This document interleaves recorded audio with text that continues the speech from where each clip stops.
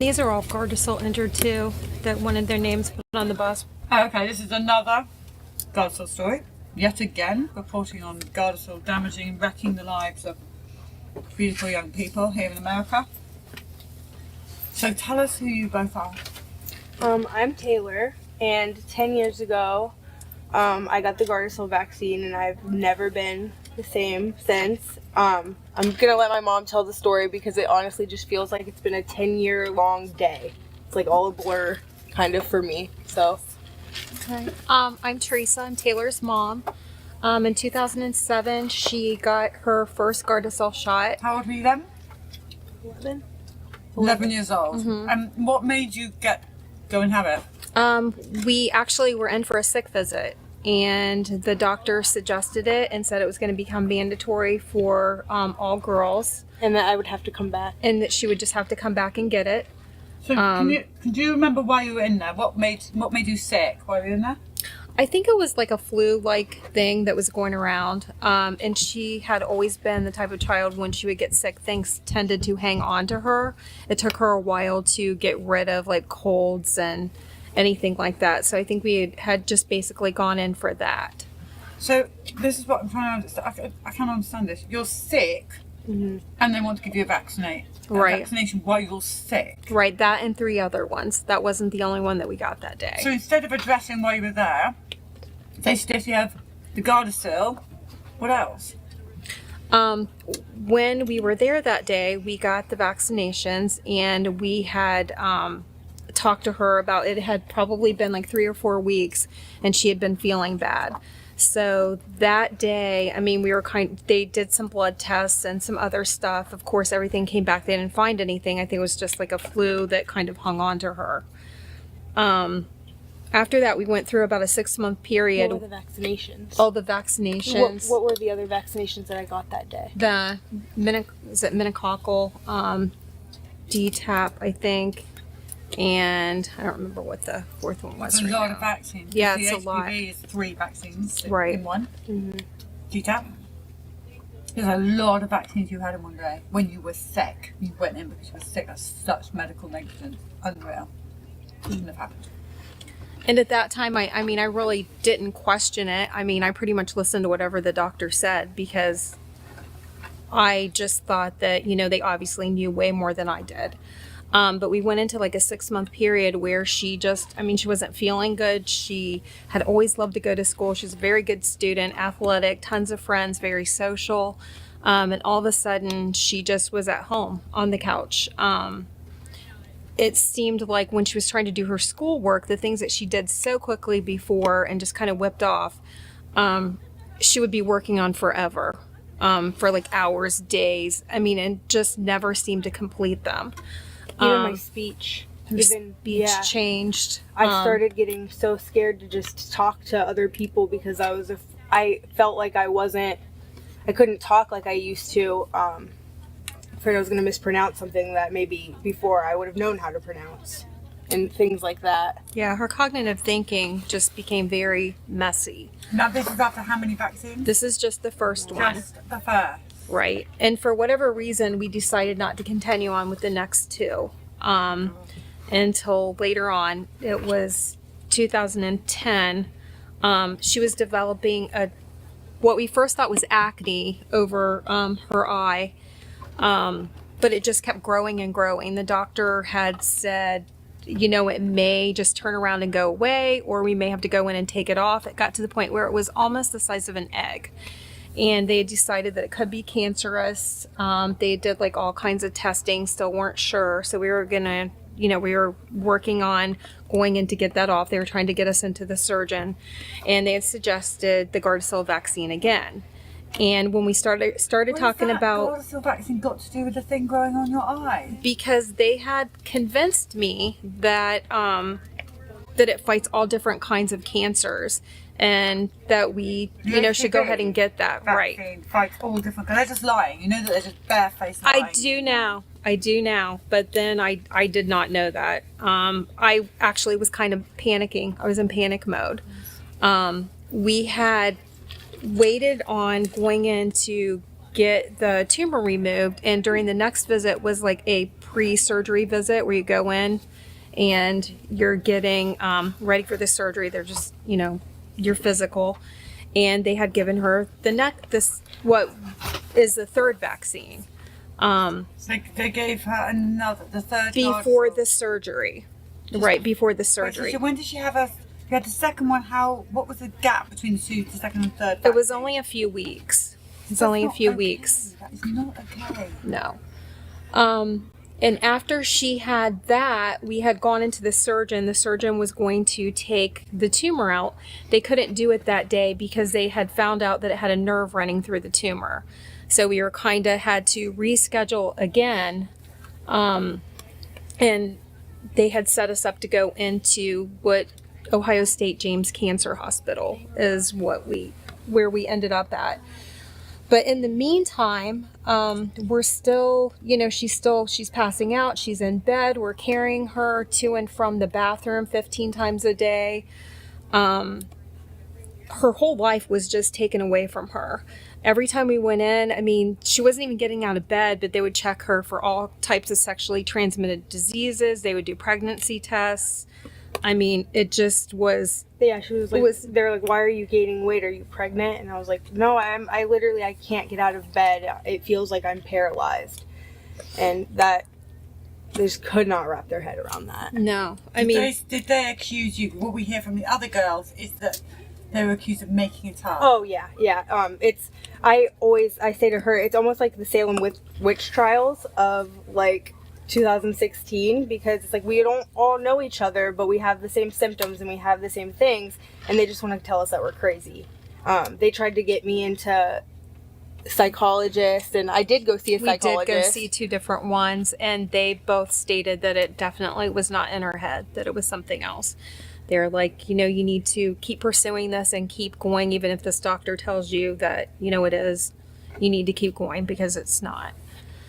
So we, the next visit, we were in and out of the emergency room. Staph infection from the hospital, just all kinds of stuff. Right. It was just one thing after another. So you were just really sick. Yeah, I thought I was dying. I honestly, I told her, I basically said goodbye. I was just like, I don't think I'm gonna make it. We were on such good terms with the EMS, which was in our neighborhood, and they constantly were at our house because her heart rate would go so high, and they would take her to the emergency room because they're like, your heart rate's so high, we're afraid that you're gonna have a heart attack.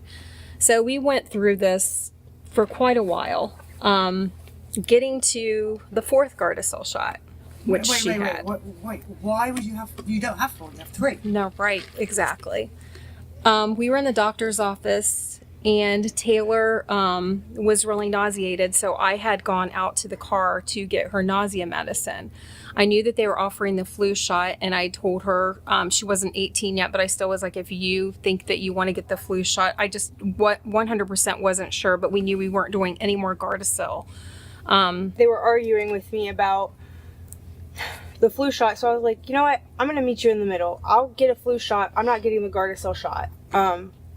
The way that they thought was, well, your first shot was so far away from the other 2 that it was probably not effective, so you need to get this other shot to complete the series Of the Gardasil.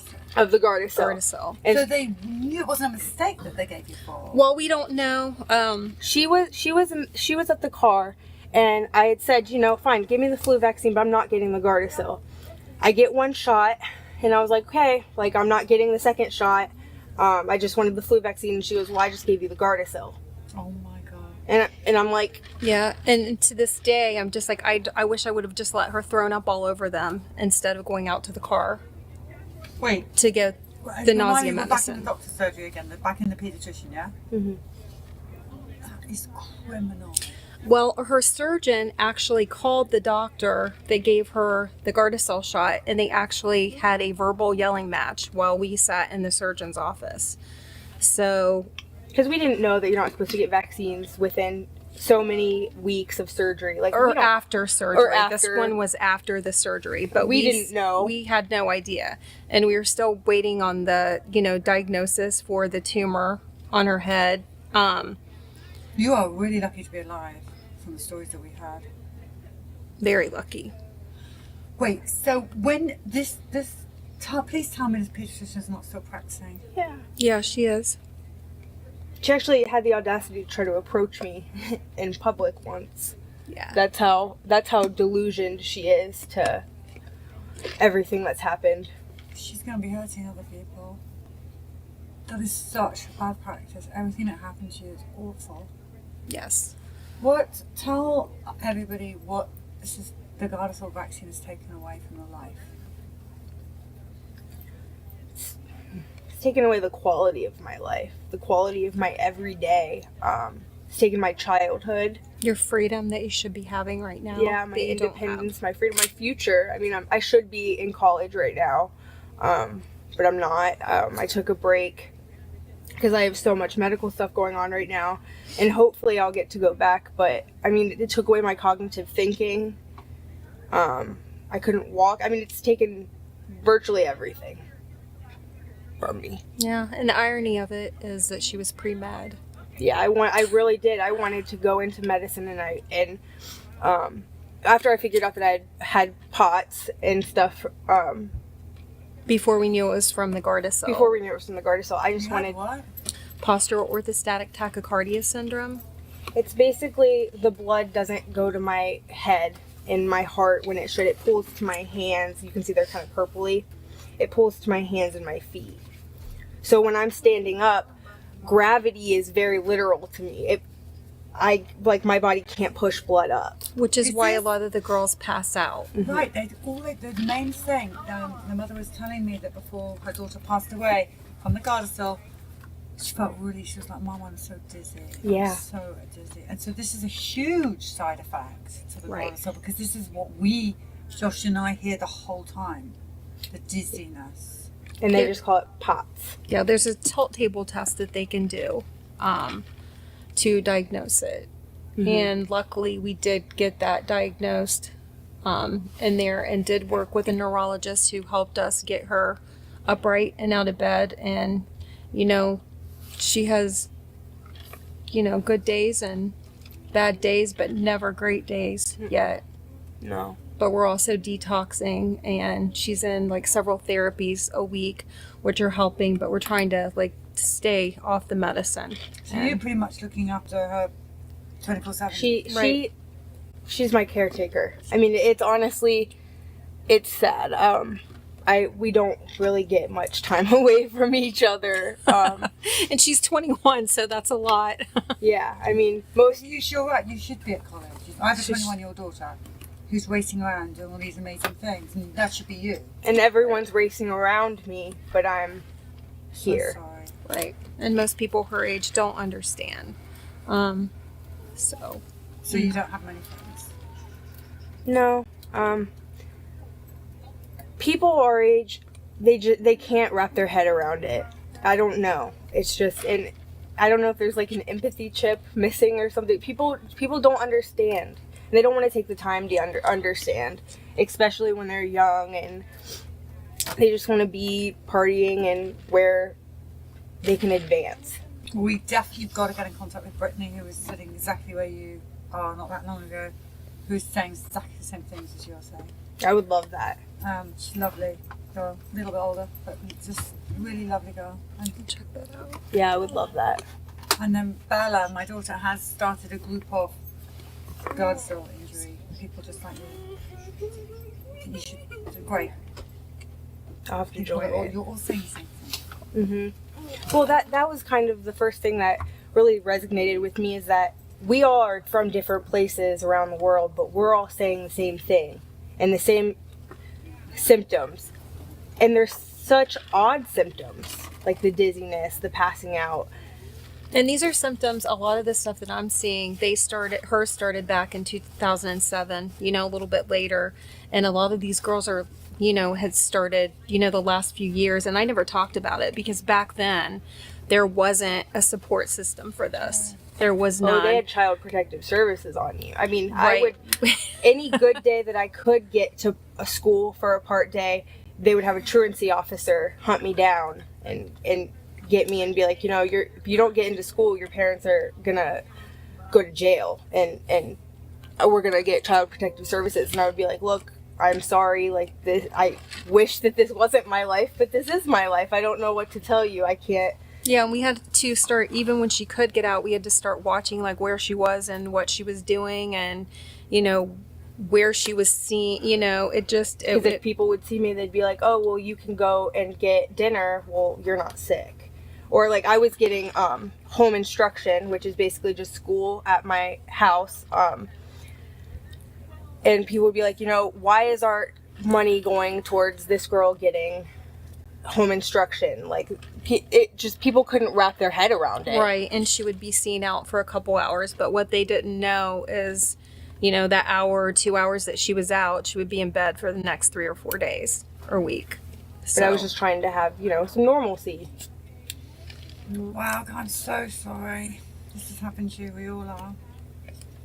I'm just thankful that you guys are here to tell the story and give me an outlet. But we have improved. Yeah. This has been the year of improving with detoxing and some other stuff. And What are your symptoms now? So tell us how. So cold. Hang on, tell us how you are in yourself. So do you have pain anywhere? Is there Yeah. Where's your pain?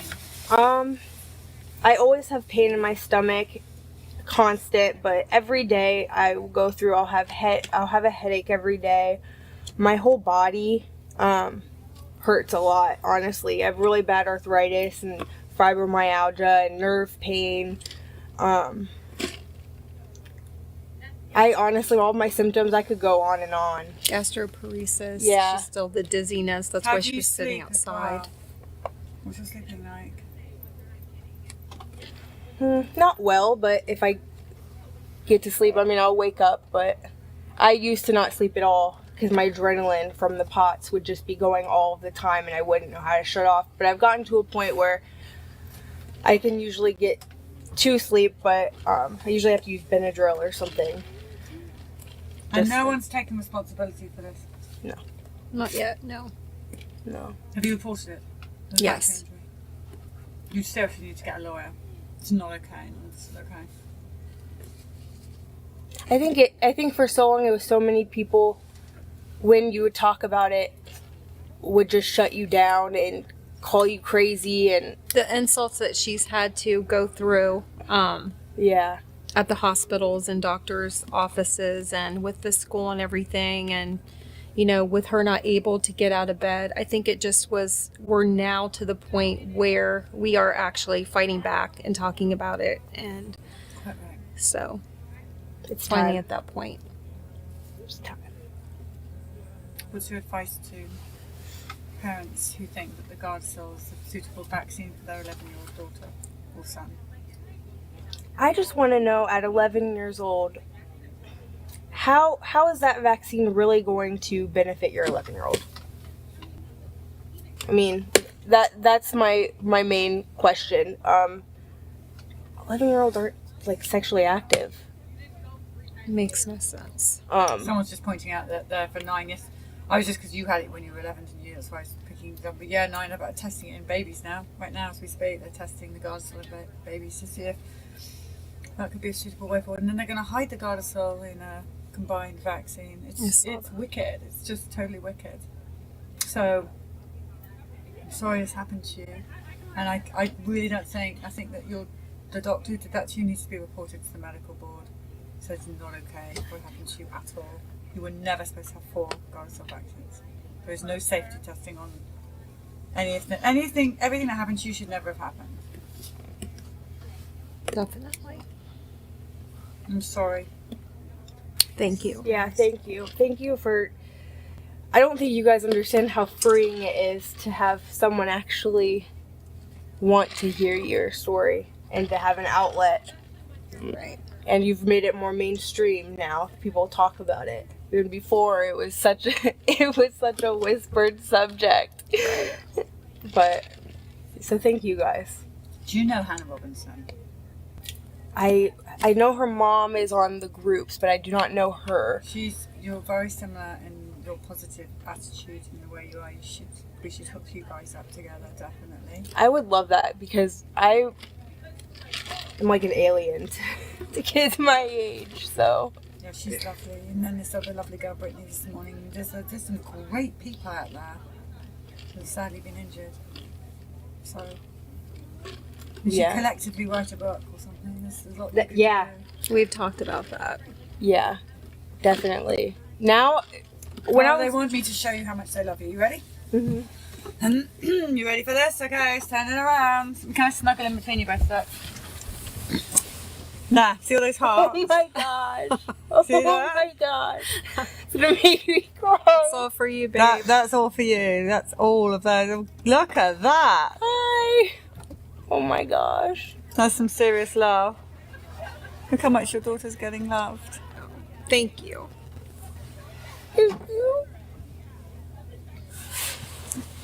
They're always going to be there for you, these people. This is your new family. Look at them. I need a family. That's wonderful. So they're all on Periscope. Thank you so much for this. They mean it as well, by the way. Don't look. Oh, it's just not okay what's happened to you. These people are here for you, okay? Thank you so much. Right. So what we're going to do, turn off of my face. They're still coming in, by the way. We'll hook you up to Periscope so you can be part of this. Oh, that was supposed to make you happy. I know, it's just so overwhelming. I feel like this is like an out-of-body experience. It's like 10 years have built up to this moment to be able to like have people listening to what I'm saying. It's just crazy. There's one more thing that I wanted to say. We did walk into a doctor's office the other day. It was actually a dermatologist here in town, and the main doctor walked in after she had talked to one of the people that had worked for her, and she came in and she said, "Taylor, I hear that you have POTS," and she said yes, and she said, "Did you get it after a vaccine?" And Taylor said yes, and she said, "Was it the Gardasil?" And Taylor said yes. Immediate tears. And that's the first time anyone in the Western medicine community had ever actually acknowledged the fact that it 100% was a Gardasil injury. So that was a good day. Mm-hmm. And that just happened. And it's been almost 10 years. So It's changing. It is changing. Thanks to you guys. It's changing. There's a lot of people. There's a lot. It's just also thanks to things like Periscope, we are uniting. Mm. And we're going to stop this. Everybody here, we have different vaccines that have affected our children. My child was MMR. His child was DTaP. Patrick Bory's as well. And it doesn't matter. Almost, it's just the fact that it's happened. It should never have happened to any of our children. It shouldn't have happened to you or my son or his son. All those beautiful girls there that lost their lives. So none of this is okay. So we're going to keep going. And your story is so important. Just by telling your story, you just saved someone. Alright, Periscope, we're going to come back. They're still telling you that they love you, by the way. It's still Thank you. happening. I love you guys. And who's going to set you up on Periscope? And we're back in a minute because we've got another story sitting right here. So we'll be back in just a few minutes.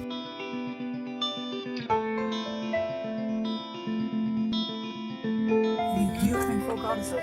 You are lucky that you did not die.